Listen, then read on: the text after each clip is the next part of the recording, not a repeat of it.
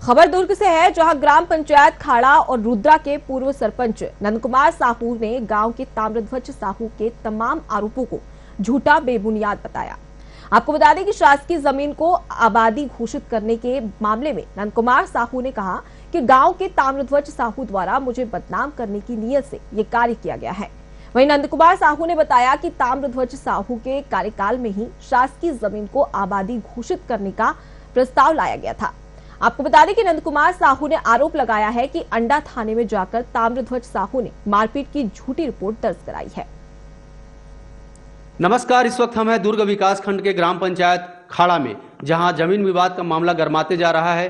कुछ दिन पहले यहां के ग्रामीणों ने दुर्ग जिलाधीश को ज्ञापन सौंपा था, जिसमें शासकीय जमीन को आबादी घोषित कर यहां के पूर्व सरपंच द्वारा बेचे जाने का मामला आया था। हमारे साथ आज गांव के सरपंच मौजूद हैं। हमने अब तक ग्रामीणों को सुना है कि उन्होंने इसमें धांधली की और शासकीय जमीन को आबादी घोषित कर बेचा है। अब सरपंच की जुबानी सुनेंगे कि क्या है मामला, क्योंकि इलेक्ट्रॉनिक मीडिया और प्रिंट मीडिया के द्वारा इस बात को अभी तक लोगों ने जाना और सुना है, लेकिन सरपंच की जुबानी क्या है, सच्चाई है, हम उनके ही मुंह से जानेंगे। सरपंच जी बताएंगे क्या है पूरा मामला।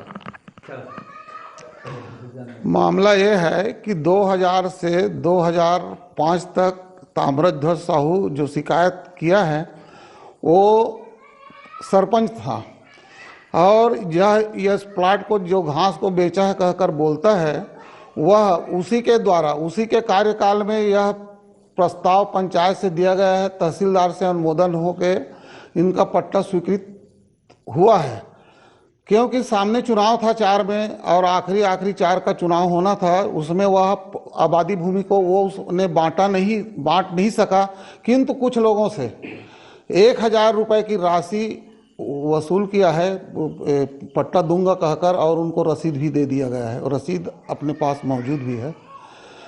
और जो मेरे ऊपर इल्जाम लगा है, क्योंकि मैं 5 में सरपंच चुनाव में मतलब जीत के आया हूं, उसके बाद में उसी पट्टा को मैं 2007 में प्रस्ताव किया हूं कि यह जो आबादी भूमि घोषित किया गया है उनको कि जो आदमी को देना है, 36 आदमी का प्रस्ताव मैं ग्राम पंचायत प्रस्ताव 2007 में लिया हूं, और ले करके उसका पट्टा वितरण नियमतः 1500 रुपये ले करके, जिनका उसके पट्टा में लिखा भी गया है कि 1500 रुपये जो लिखा गया है वो लिखा भी है पट्टा में। पर आरोप लगाया है कि ग्राम पंचायत को जानकारी नहीं दी है, ये आरोप लगाया है।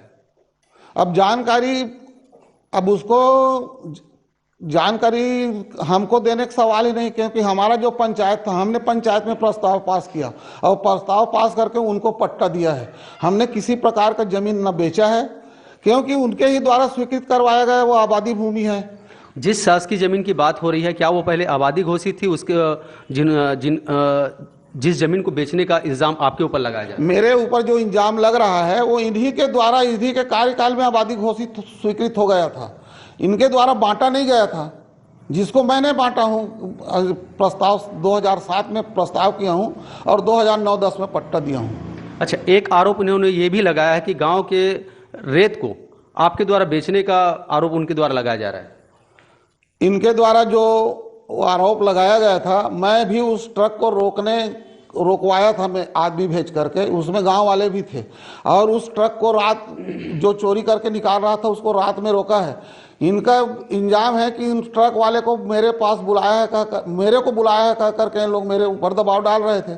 मेरा कहना है कि मैं उस रेत को न मैं निकालने का कोशिश आज भी किया हूँ न करूँगा, क्योंकि उसका जो खनिज विभाग से स्वीकृत होता है वो अभी मेरे को मिला नहीं है, तो मैं उस रेत को मैं बेचूंगा। हाँ, गांव के उपयोग के लिए या पंचायत में उपयोग होता है, उसके लिए हम ट्रैक्टर से, गाड़ी बैला से मतलब लाते हैं। क्या लगता है कि एक विशेष वर्ग द्वारा कुछ समुदाय के लोगों को लेकर या कुछ जातिगत लोगों को लेकर के पुरांस द्वारा, क्या नाम है उनका जो आपके ऊपर इल्जाम लगाया, ताम्रध्वज के द्वारा आपको फंसाने का प्रयास किया जा रहा है, या आपको बदले की नीति से इस काम को किया जा रहा है? ये बदले की नीति से है, क्योंकि इनके मतलब कार्यकाल का 52,887 रुपया, 102 क्विंटल 12 केजी चावल इनके रिकॉर्ड में मतलब वसूली योग्य राशि निकलता है। जो आज भी हमारे रिकॉर्ड में मतलब चलता है। हम शासन से ये भी निवेदन करते हैं कि उसको या तो उससे वसूली किया जाए या नहीं तो हमारे पंचायत से उनको वो राशि कटवा दिया जाए। हम शासन से आपके ऊपर लगे तमाम आरोपों को आप सिरे से नकार रहे हैं। मेरा ऊपर जो भी आरोप लगा है सभी मतलब बेबुनियाद है। मेरे ऊपर ऐसा कोई इंजाम नहीं, क्योंकि मैं यहाँ का, मेरे पत्नी भी 2 बार सरपंच रह चुका है, मैं भी यहाँ 2 बार सरपंच रह चुका हूँ। पुराना मैं जिला पंचायत का सदस्य भी रह चुका हूँ 2005 से 2010 में। एक आरोप ये भी लगता है कि मंत्री का आदमी होने का धौंस जमाते हैं आप। मैं किसी प्रकार का धौंस नहीं जमाता। मैं जब से पैदा हुआ तब से कांग्रेस का काम करता हूँ, कांग्रेस से जुड़ा हुआ हूँ। एक आखिरी सवाल, सारी घटनाएं होने के बाद मारपीट का जो आरोप लगाया है बीते दिनों उनके द्वारा और अंडे थाने में उनके द्वारा जा करके रिपोर्ट भी दर्ज कराई गई, दुर्ग जिलाधीश से मदद की गुहार लगाई गई है कि आपके द्वारा ये प्रताड़ित किया गया है। मेरे द्वारा किसी को किसी प्रकार का प्रताड़ित करने का मेरा ना कोई उद्देश्य है, ना मैं करूँगा ना करता हूँ, क्योंकि मैं वहाँ पर उपस्थित नहीं था जिस टाइम इन लोग इनके साथ झगड़ा हुआ है। उसको मेरे को सवेरे सवेरे मालूम पड़ा है कि इनके साथ इसका झगड़ा हुआ है। अच्छा, हमारे साथ और भी रहवासी मौजूद है गांव के। आप जिस समय ताम्रध्वज जो है सरपंच थे तो आप किस पद पर थे यहाँ? उप सरपंच के पद पर थे।